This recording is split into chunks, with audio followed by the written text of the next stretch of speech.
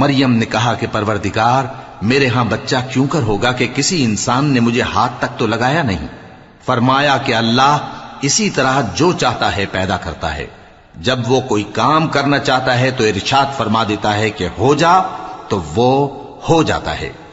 اور وہ اسے کتاب و حکمت اور تورات اور انجیل کا علم عطا کرے گا، اور عیسیٰ بنی اسرائیل کی طرف پیغمبر ہو کر جائیں گے اور کہیں گے کہ میں تمہارے پاس تمہارے پروردگار کی طرف سے نشانی لے کر آیا ہوں،